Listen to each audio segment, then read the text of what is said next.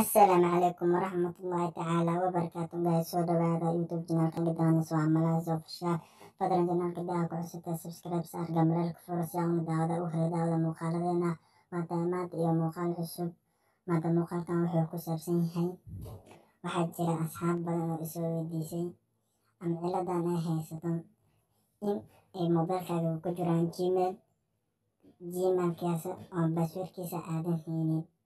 waxaa laga yaabaa gmailkaas inuu kugu jiro xog aad u badan, macluumaad fara badan oo muhiim kugu ah. marka gmailkaas waxaa laga yaabaa inuu passwordkiisa kaa dhumo. adigoo isdhibin waxaa samayn kartaa gmailkaas ayaa soo ceshan kartaa ama forget password ayaa leedahay si uu gmailkaas kaaga dhumin. kaliya waxaa laga rabaa lambarka gmailkaas ku samaysay in aad hayso. waa fahamtaa filan. hadduu muuqaalkan kusoo garo like saar siina share garay.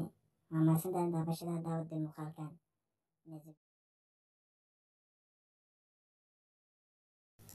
waa tahay guys isku sanaqad wanaagsan. marka gmailkaaga sidaa u maatid maadamada google account ayaa halkan ku dhufanaysaa. marka halkan aad ku dhufato sidan ayay jiidaysaa. security ayaa ka dooranaysaa. marka security aad ka dooratid halkan meeshan ay ku qoran tahay password ayaa kasii xalinaysaa. xogaasu khadinta ka wareegsaa khadka cusub.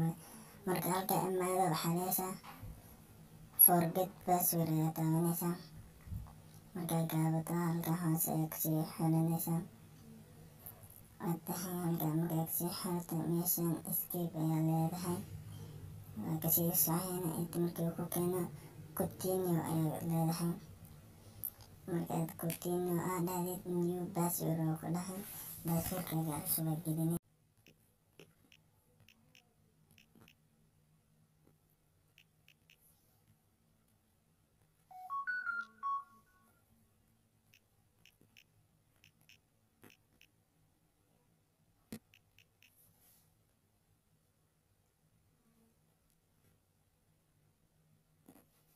waa markaas janji password leh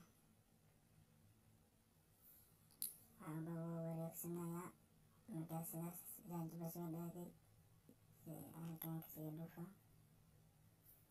waa qaab fudud ayuu passwordkaaga iskugu bedelay oo hadda passwordkaaga gmailka sidaas aad ku isticmaali kartaa.